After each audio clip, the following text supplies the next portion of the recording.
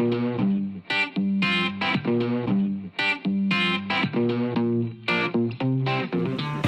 everybody, Dave Clark, aka the Pattern Guy. We're in the pattern shop today.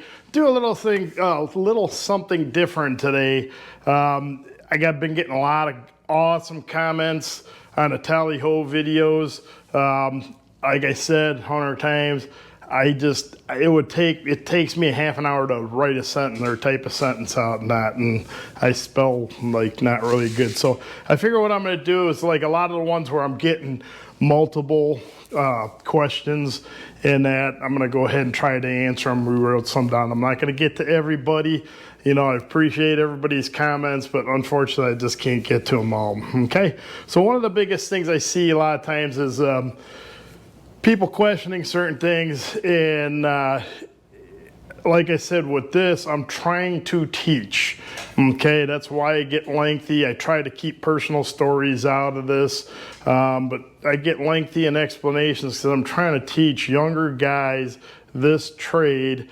I've got over 10,000 hours personally in my training when I first started out. So me to make 10,000 hours worth of videos, it's not going to happen, you know. So I do get lengthy. Hey, you got your fast forward button. If you don't want to watch it, just fast forward through where I'm sanding something or something or whatever, okay? So Joe wrote a couple things down for me. Let's get to it. One of the first things I'm going to do, and I don't want to get personal with anybody or anything, there's a lady, Mary, she keeps on sending nice comments.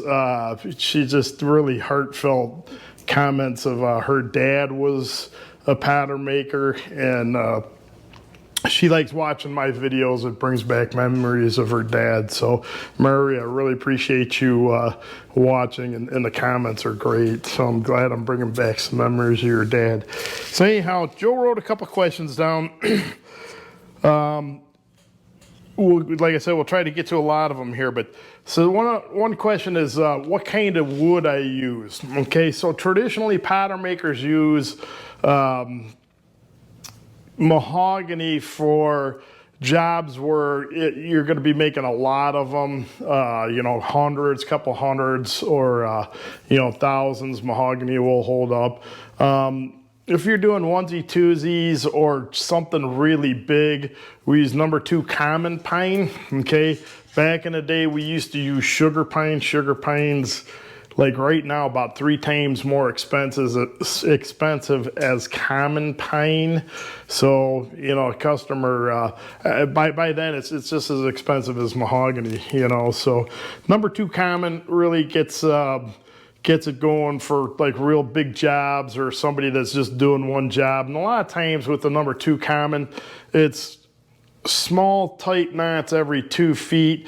You know, you can cut out in between the knots a lot of times, and it's fairly like sugar pine. It just doesn't have the real tight grain to it. Okay, so we'll do that. There's a wood called geluton.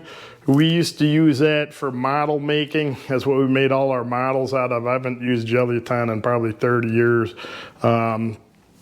I don't know too many people that do, but it's nice and steady. It doesn't move. It's easy to work with. Nice machinable. That same thing as what we do with the mahogany.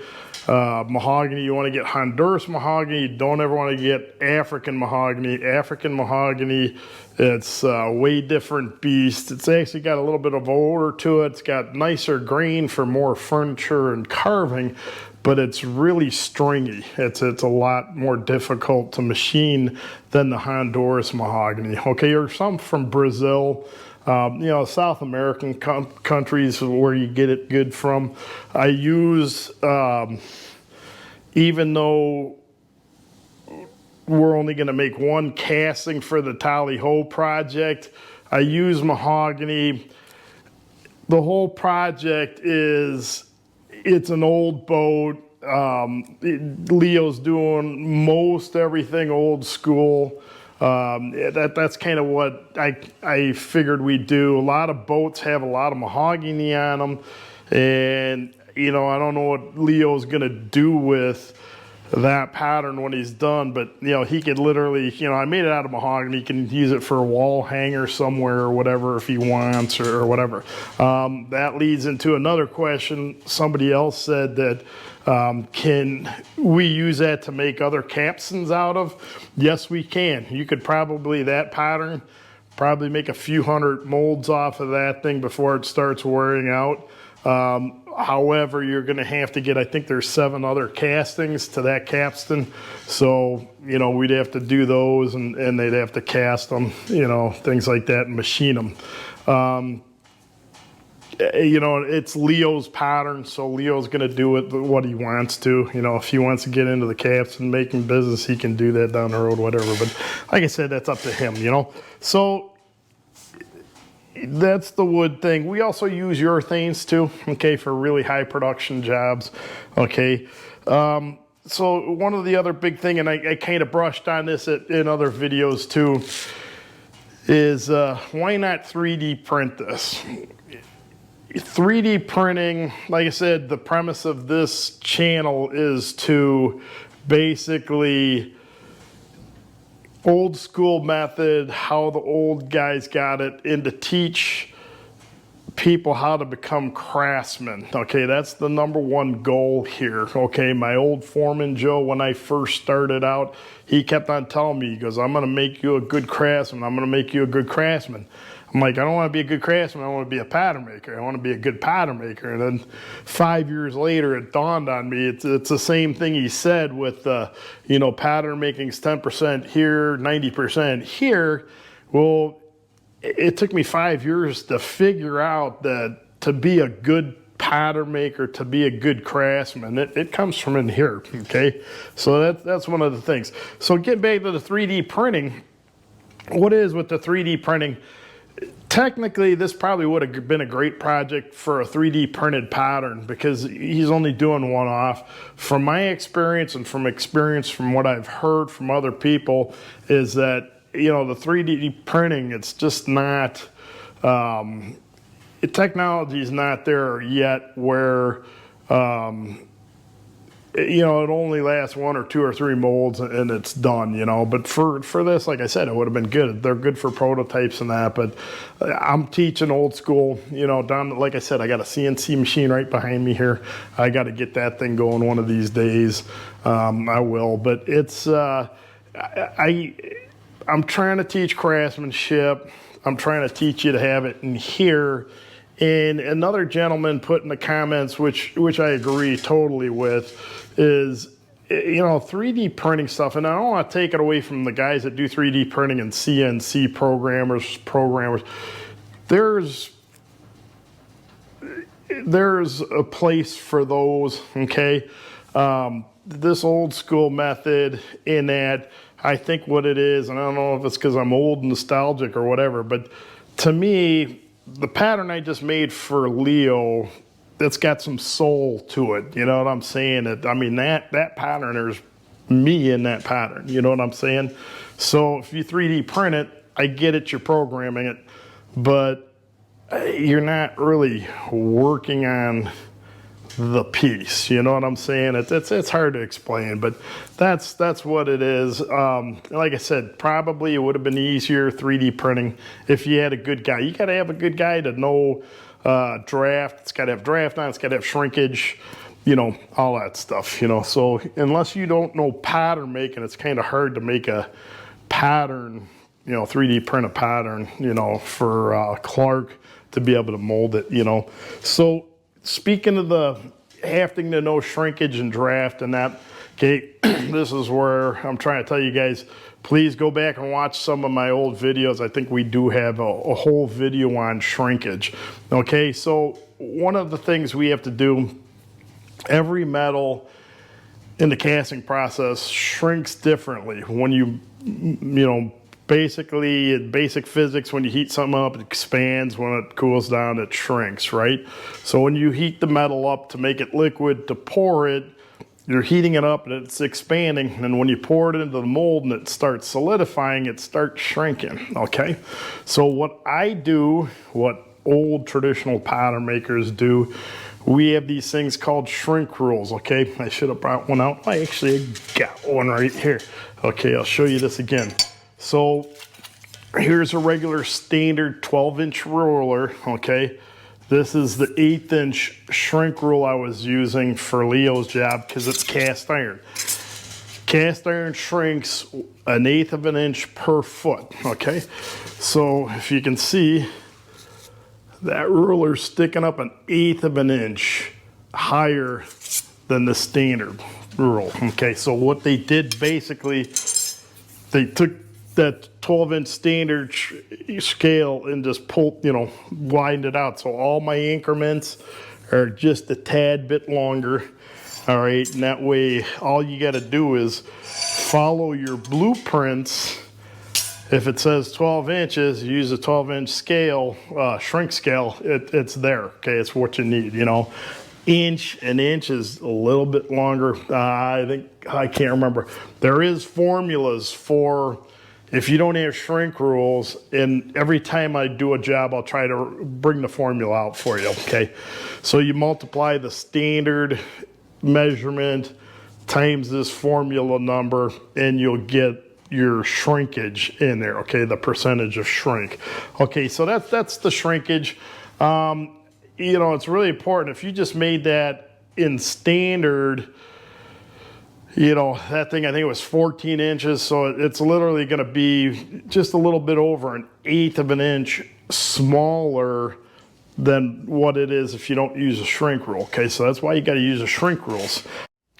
Okay, one of the biggest questions we're getting also is, where is this going? Who is this for? Why are we using Tally Ho in the introduction on the screen here? So what this is it's going to a boat out in Washington.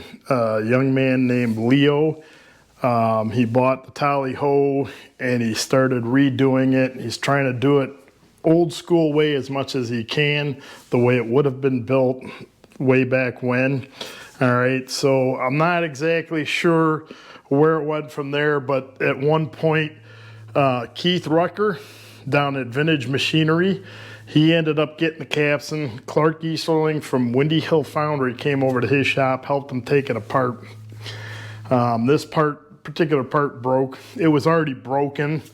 They knew they were going to have to make a pattern, so they weren't being, that gingerly with this piece because it was broken already. They knew they had to make a pattern. So Keith Rucker down at Vintage Machinery, he gave me a call after he had done taking it apart, asked me if I would be interested in making a new pattern for them. I agreed to do it, so I ended up making the pattern. I sent it out to Clark Easterling at Windy Hill Foundry. Clark is going to be coming out with a video of him casting this casting, and then Clark is going to take the casting and send it back to Keith Rucker down at Vintage Machinery, and Keith is going to do some machining on it, put it all back together, and send it back out to Leo. Okay, so that's how that's going. A lot of people, a lot of questions was, why didn't we just use the casting for to make a mold off of? Okay, a couple reasons. One's the shrinkage, all right, because that casting is where it was. Okay, so there's no shrinkage on it. Another thing is that it was all in pieces, and by time we welded it all up together, I mean, we could have put Bondo in the cracks maybe in that, but you still needed a core box for that outside shape. A good molder might be able to pull it off without, using a core. You might have been able to section his mold and that, but it's we're losing molders now. I mean, molding used to be a trade in itself. I think it was like 2 or 3 year apprenticeship. They don't do molding anymore. I mean, they don't do molding apprenticeships anymore, and a lot of the new processes they have too. You could just get a guy off the street, dump some cold cure sand in the mold, let it harden, dump it out, and you're done. There's no skill to that whatsoever. Okay, that's the way a lot of foundries are going now. They're just using a cold cure system, which is just sand in a binder, kind of like honey consistency. They mix it up, dump it in the mold, let it cure, hour. Sometimes they put some heat on it. It cures quicker. Dump it out and there's your mold. They don't use the green sand anymore too much, So yeah, that's a thing there too. One of the other questions we got going is why it was necessary to do the capstan out of cast iron. It's up to Leo what he wants to do. I'm guessing the original part was cast iron. The rest of the capstan, like I said, I think there's 6 or 7 more castings to it. They're all cast iron, so they probably want to keep it the same. It would have been neat out of bronze, polish it up, could have been different, but he wanted it out of cast iron, so that's why we made it out of there. Back in the day, they probably made them out of iron for expense. It's less expensive by 2/3 of the cost is, it would have been 2/3 more if it would have been bronze back in the day, So that's, like I said, it's up to Leo what he wanted to do. Okay. Here's a big one. Okay. What was the plastic that I used to do the core boxes? Okay. Traditionally, since I've been in this trade 40 years, we've been working with a company called Freeman Manufacturing. It's primarily pattern equipment and pattern supplies and that.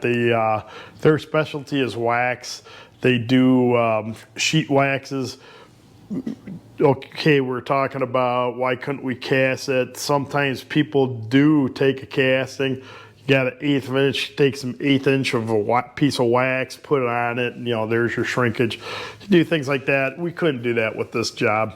They'll do sheet wax. You saw me in this job. I had like a little coil of rope wax, you call it rope wax, and I was using it to fill cracks in. That's another thing you can use it. We use wax for fillets too in that, So the other products they have is plastics and urethane. So that blue plastic is actually a urethane. It's a high density urethane.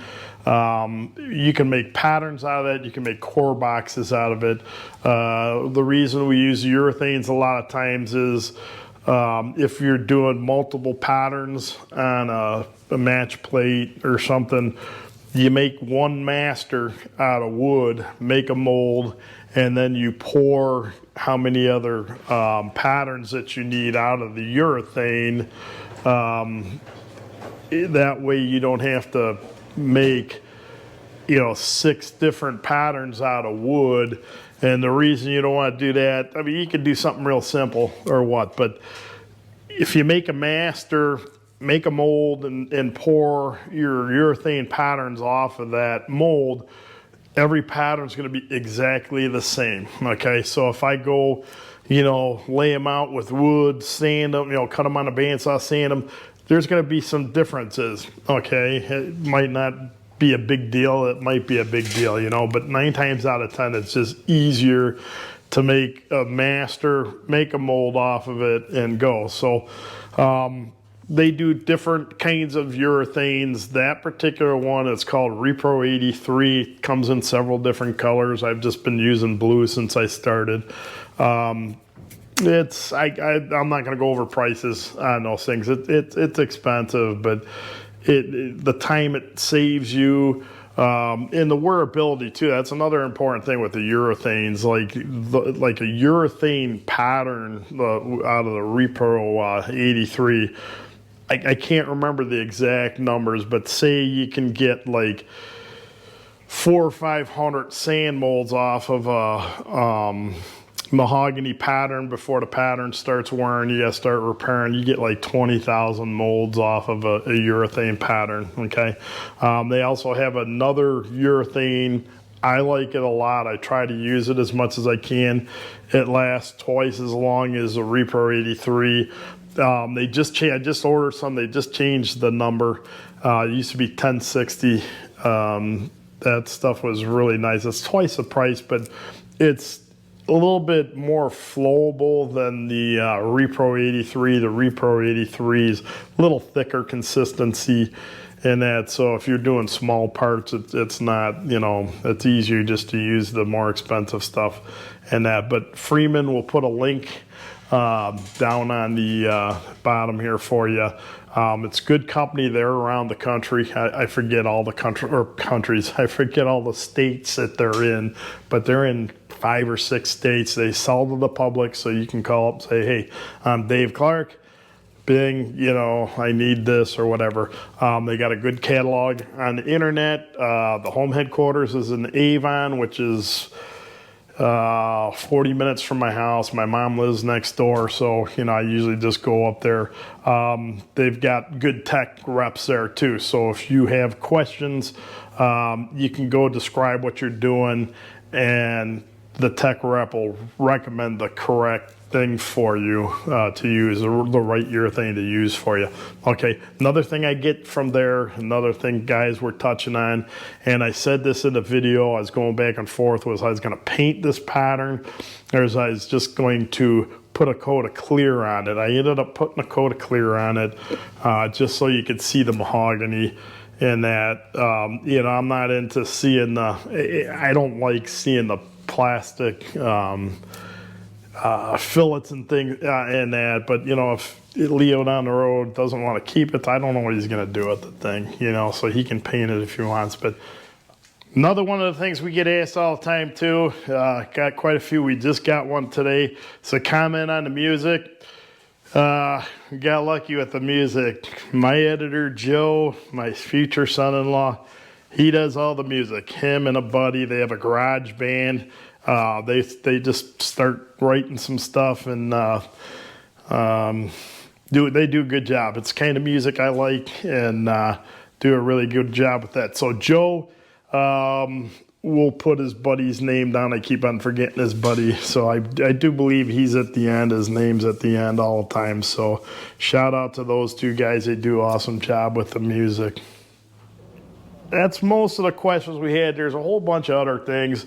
You know, I'll try to do some of these videos every once in a while, and really appreciate everybody for sticking around. I appreciate the comments. I'm sorry I can't type them out. It'd just take me too long. I'd rather be in front of the camera with you guys. Try to answer as many of those comments on camera. We'll do this every once in a while, okay? And but watch some of my old videos. I'll answer a lot of the questions also. I'll try to keep more out if you have questions. I actually had a gentleman ask me about the mouse. That's why we did the mouse video. He wanted to know how to make a mouse. If you guys want to learn how to do something specific, let me know. We can make a video on it, okay? It might take a little bit to get going, but we'll get it done for you. All right, so we're going to let you guys go. It's getting a little bit long. As always, thank everybody who has subscribed. If you haven't subscribed, I really would appreciate it. Tell your friends and buddies about us, your workmates. Have them check us out. See if they'll subscribe for us. And hit the like button. That helps us out also. And like I said, if you guys have something specific you want, give me a jingle, and we'll get something on specific for you. Okay, so with that, everybody have a good one out there, and most importantly, stay safe.